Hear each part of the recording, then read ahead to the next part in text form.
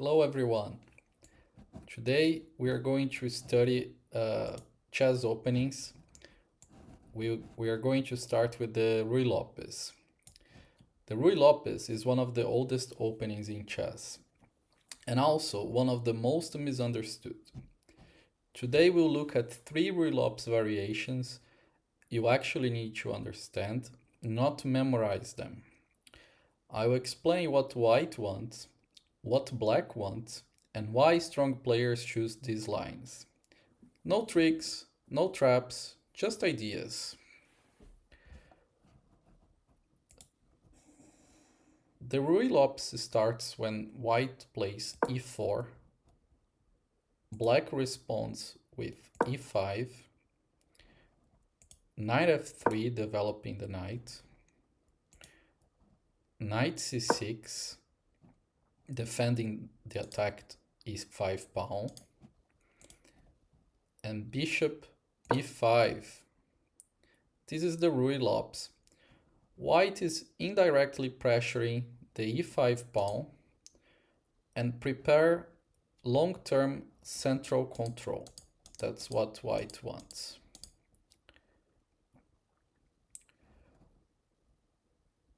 The first variation we are going to look is the Berlin defense. It looks modest, but it's not. Black immediately targets the e4 pawn and offers a queen trade. So when white castles, black captures e4. White counterattacks with d4.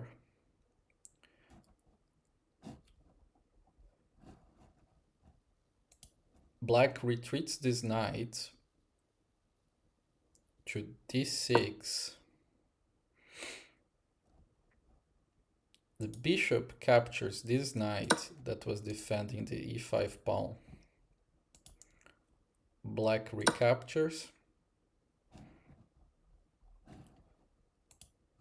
White captures the e5 pawn, gaining a tempo on the knight. The knight moves out of the way. Queen captures the other queen.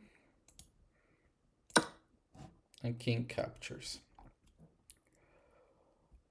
Well, black just exchanged his queen, and this game quickly enters into an endgame phase where both queens are out of the board.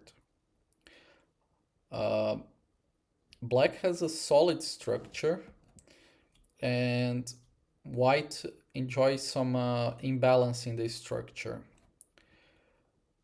in exchange for activity. White wants to pressure the king side and improve its minor pieces with ideas to play like rook e1, h3, bishop e3.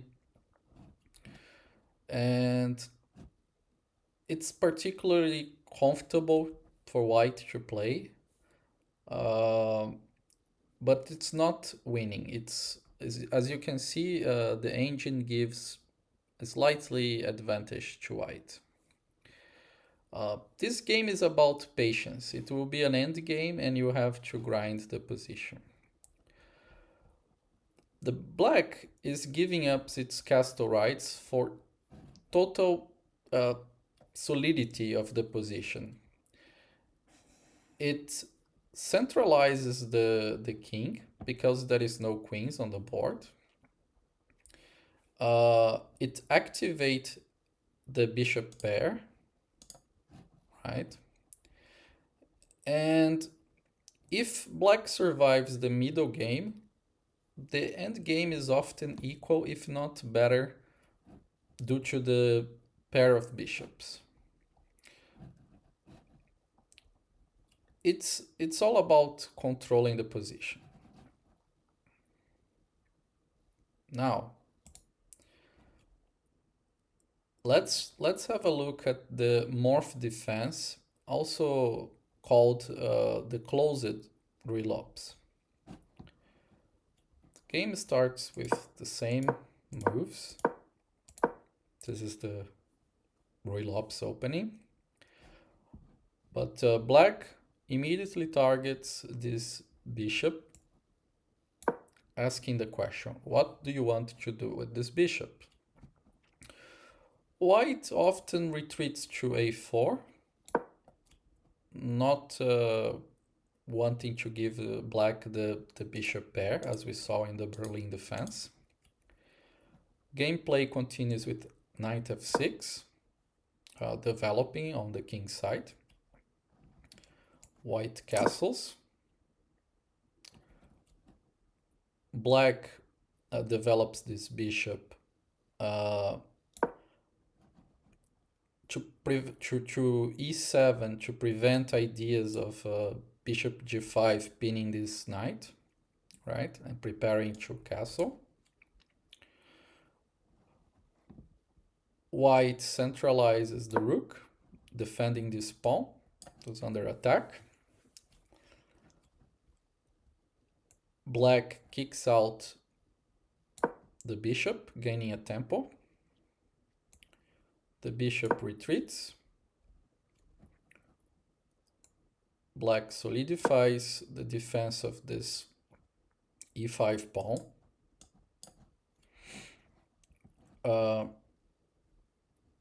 White plays c3, preventing black from taking the bishop.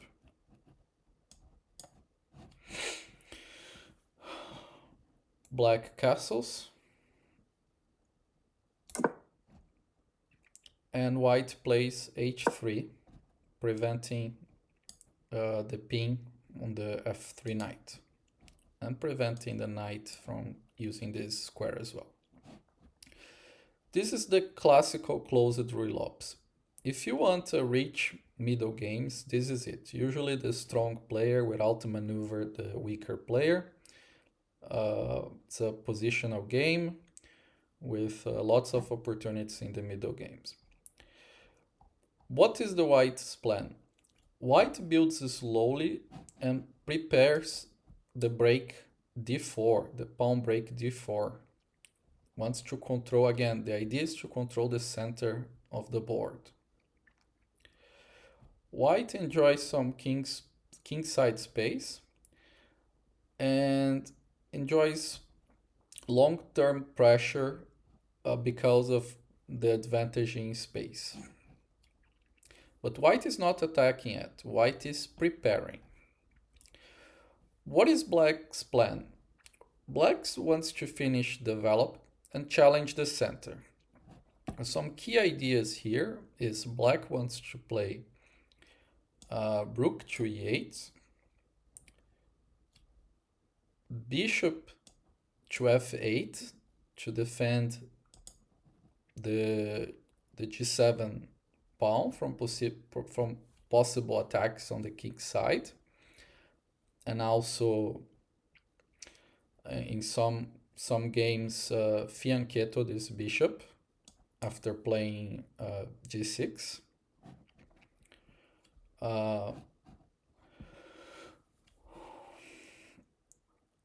Black also wants to get this knight to a5, targeting this bishop, and playing c4 and expanding on the queen side. Black is flexible. If white starts overextending, black will hit back in the center. Notice again that in this position, the engine slightly favor white, which is natural since white has the first move. Now we're going to talk about the third variation, that is the exchange variation. The exchange variation, after a6, after black asks the question to this bishop, white decides that it doesn't want to play with this bishop and wants to damage black pawn structure. So white captures here which black will recapture. This is the exchange variation. What is white doing here? It's giving the bishop for total stability of the structure and some damaging to black's structure. What is white's plan? White wants to exploit the weaknesses of the black pawn structure. White have ideas of an early d4, taking control of the center, creating a strong pawn center, and it's easy to develop the rest of the pieces. This is a type of opening that is especially good if you like clarity, if you don't want to calculate overcomplicated positions. What is black's plan? Black will try to make use of the bishop pair that are usually better than the knights, as are long-range pieces. Black wants to consolidate the center, get a solid center, and has confidence on the end game because of the bishop pair. This variation teaches you something important. The structure matters, but activity matters more. Because, as you can see, white has already one piece developed, while black still has all their pieces in the back rank. Now, let's see some games played by grandmasters and how they explore these positions.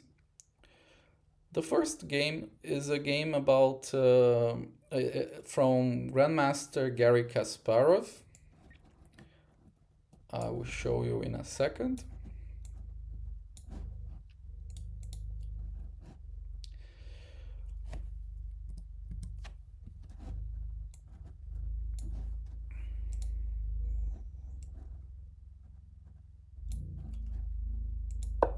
This game, Kasparov starts with e4, his opponent plays e5,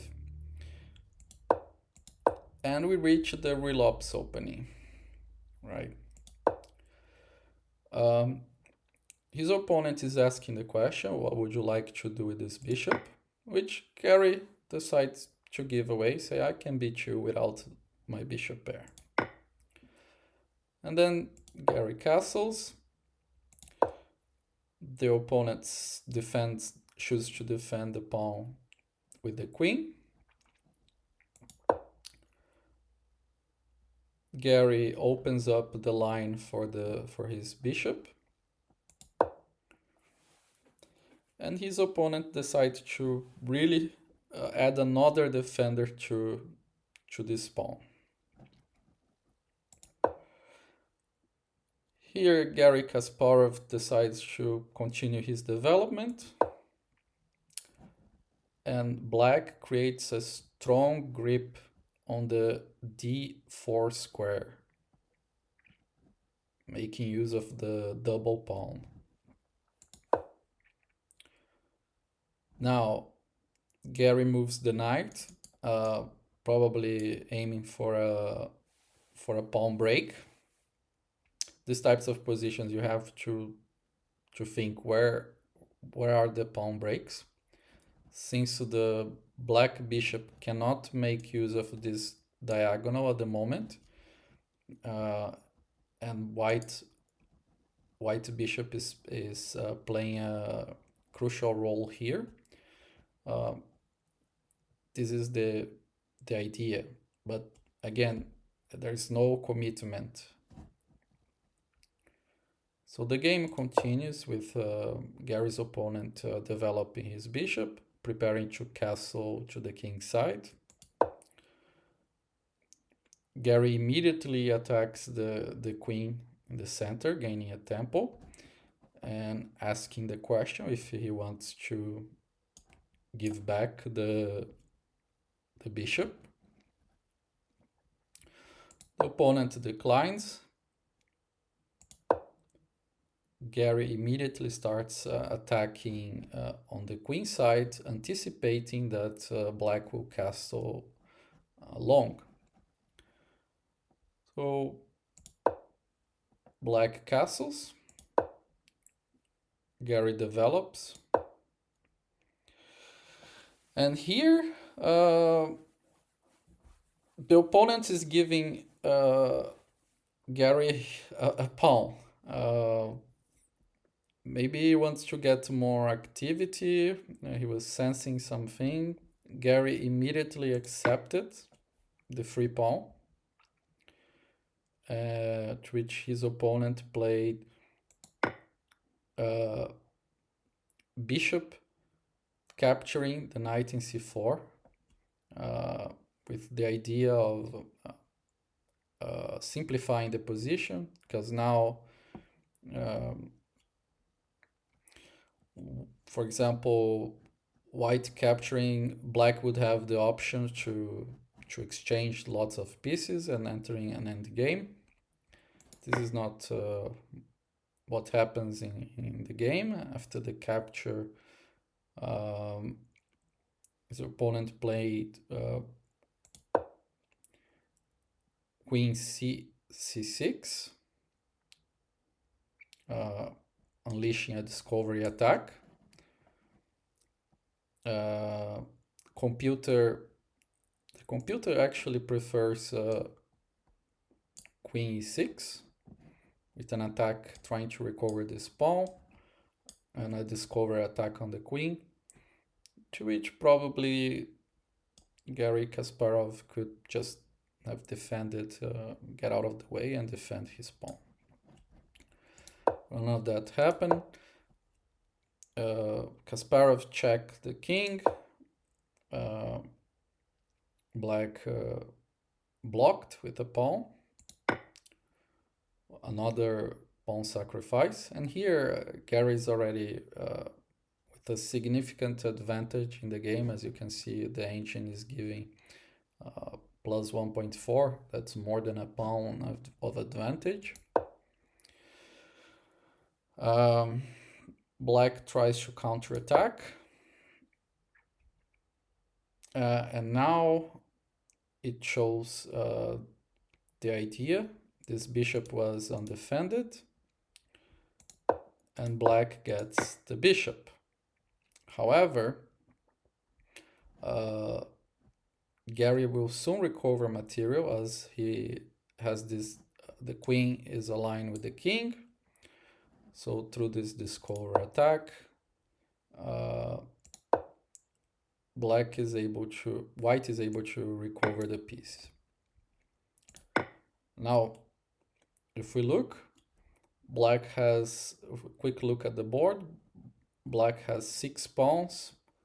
White has 7 pawns. White has a bishop. No, black has a bishop. White has a knight. This isolated pawn is a weakness in black's camp, and these double pawns could be a weakness on white's camp. Game continues with Kasparov solidifying his queenside pawns.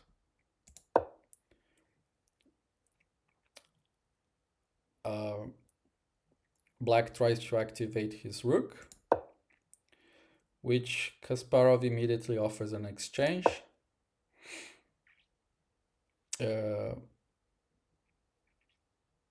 Okay, his opponent said, okay, if you want to exchange, you capture me, which Garry accepted. And now the white knight jumps into the center. The queen defends the bishop. This bishop doesn't have a target at the moment. It's pointing to this side, but none of white pawns are on black squares. So Kasparov decided it was not worth trading his central knight that can jump to control so many squares in the center of the board. And now it's difficult for black because this knight cannot be challenged by other pieces except the queen and the rook. This bishop will never target this square.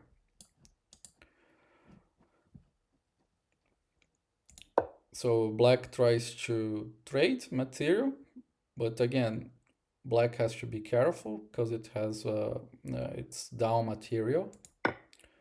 Kasparov gladly accepted to trade. Now here, black has a checkmate threat, which Garry Kasparov defended.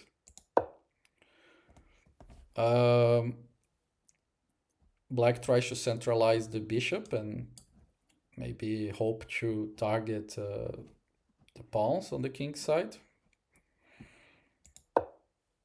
And here Garry made an inaccuracy, but still the game has so much advantage already that it doesn't really matter. So black retreated his bishop, opening this line for the queen.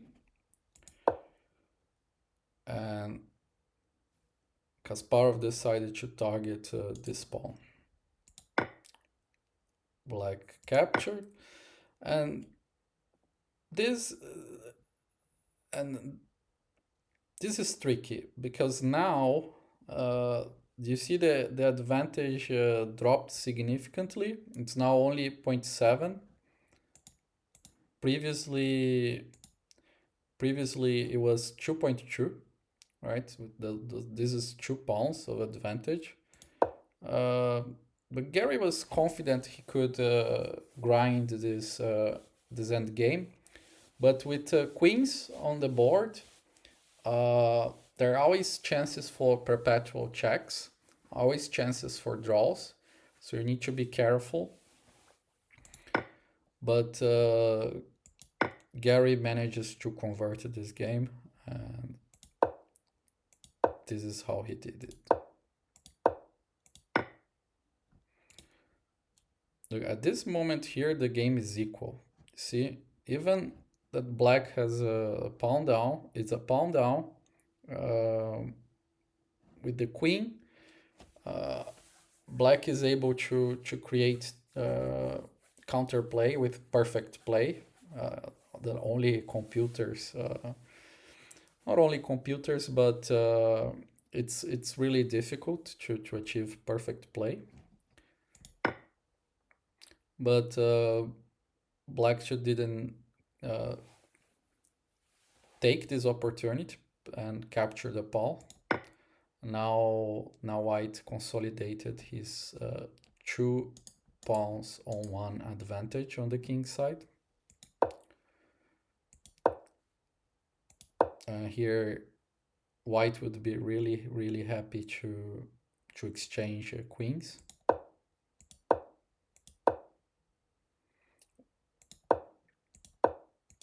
And this is how the game progressed.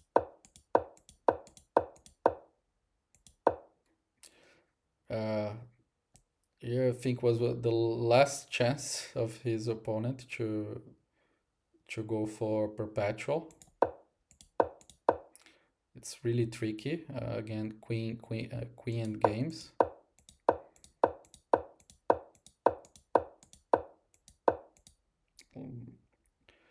And I think on this move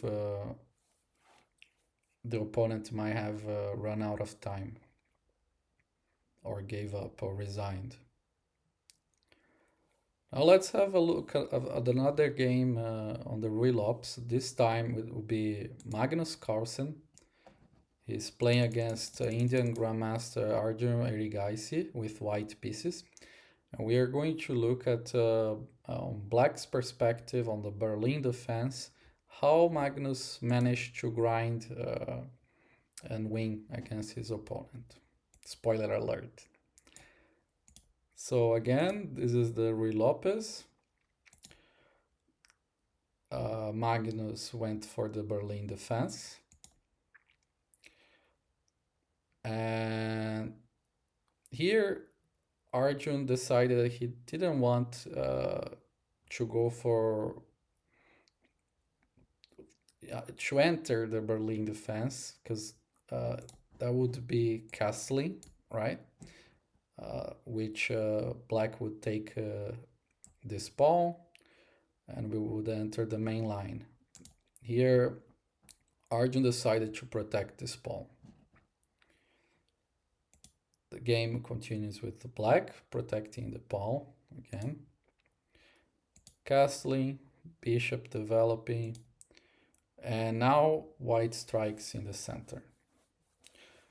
The idea, it's probably because black's king is still in the center, so white thought it could immediately launch an attack, but black just ignored and castle. Then white was a little bit greedy here, tried to take more space in the center, to which Magnus asked the question to the bishop. Okay, what would you like to do with this bishop? White retreated, and now you see a maneuver here. The knight will go this way.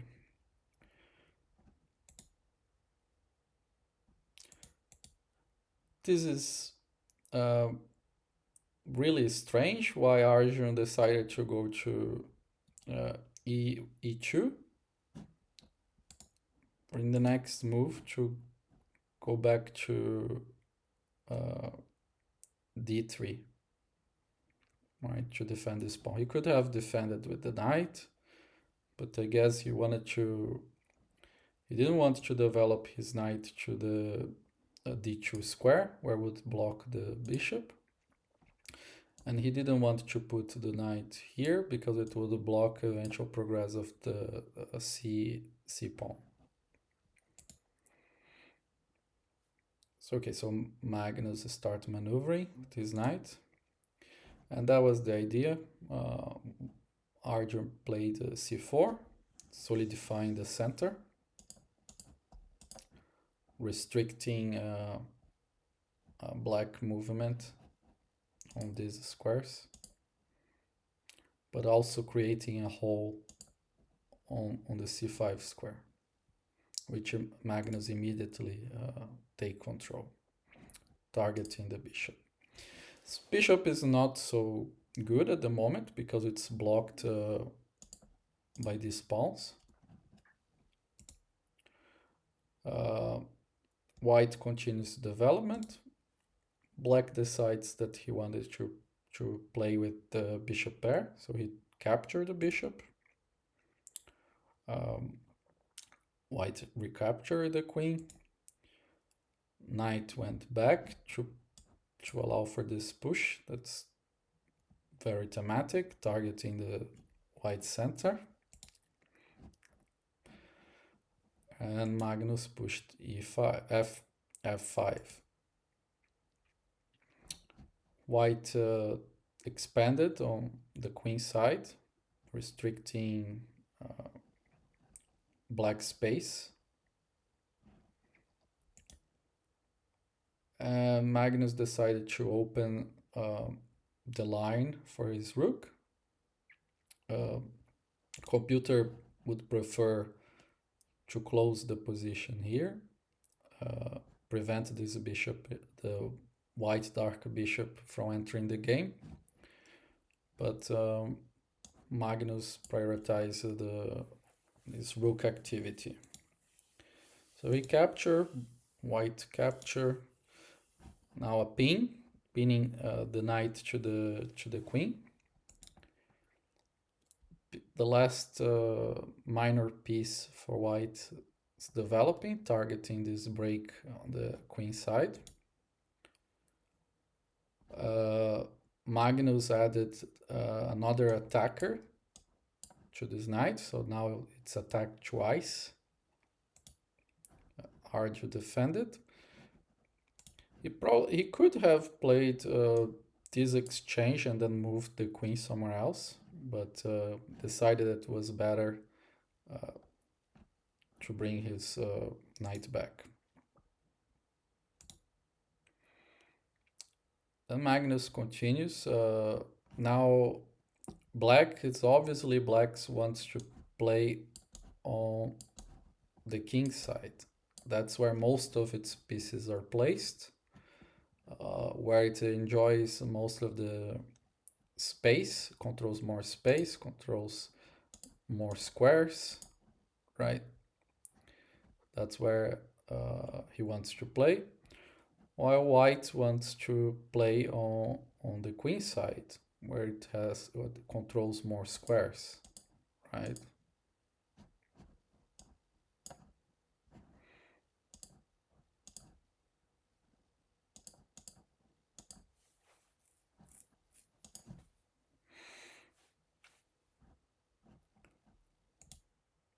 So now white captured the knight, rook lift with ideas, maybe lining the queen and bringing the other rook to launch an attack against white's king.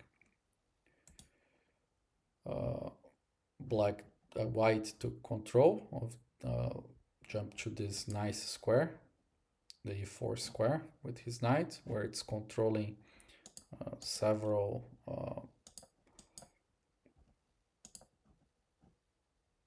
squares. And the rook went back. Now white added a defender to the knight so it can free the queen to move to a more useful square. Maybe bring the queen here. The idea is to pressure these pawns. And Magnus brought his queen to the king's side to start adding pressure to white's king.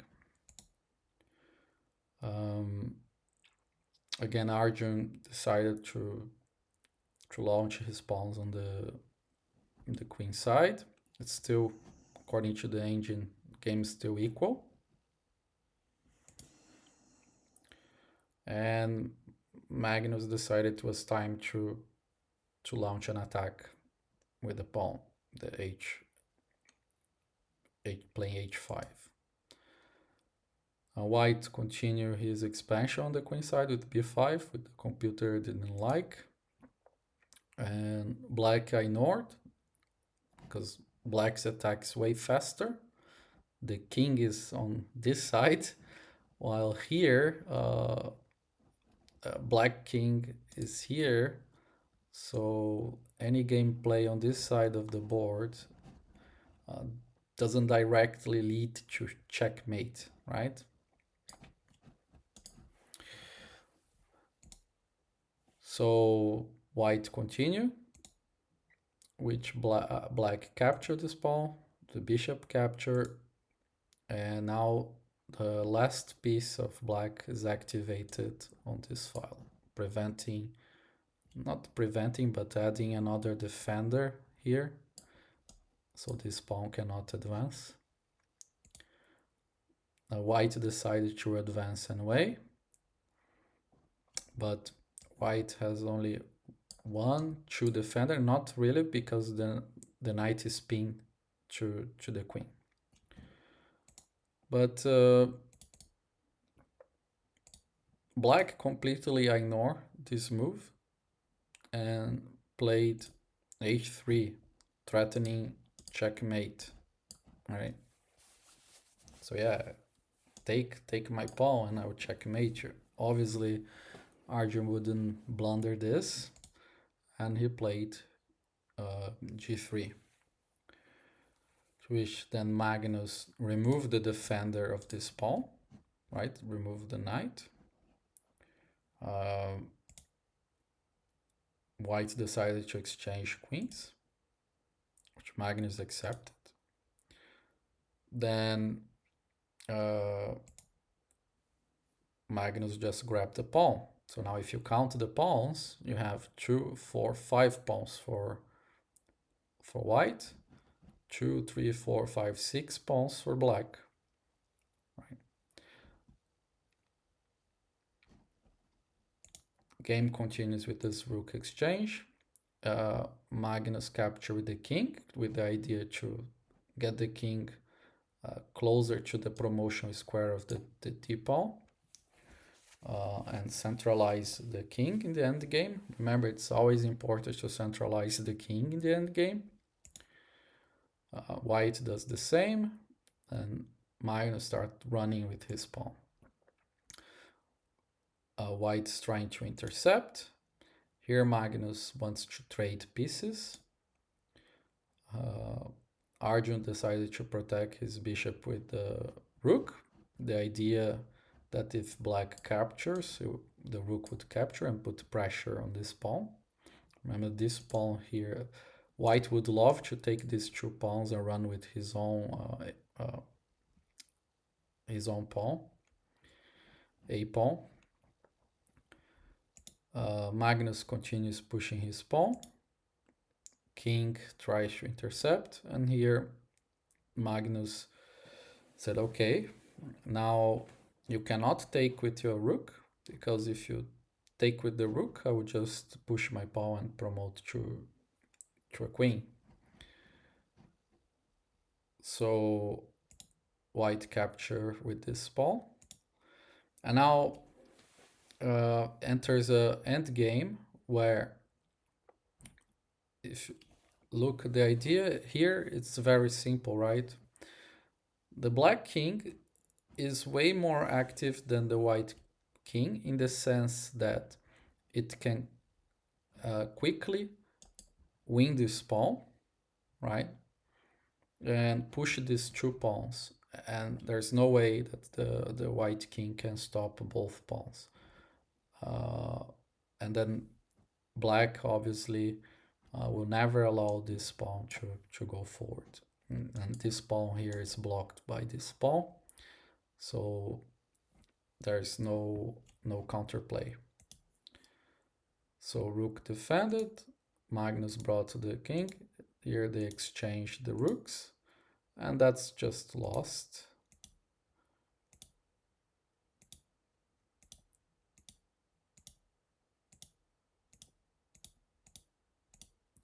And this is very instructive. Let's play some random moves here, like here, here, here, and here. The white king can never capture this pawn, because you capture this pawn will run, and there's no way that the king can ever stop it. So this is to show that Magnus saw it way back here,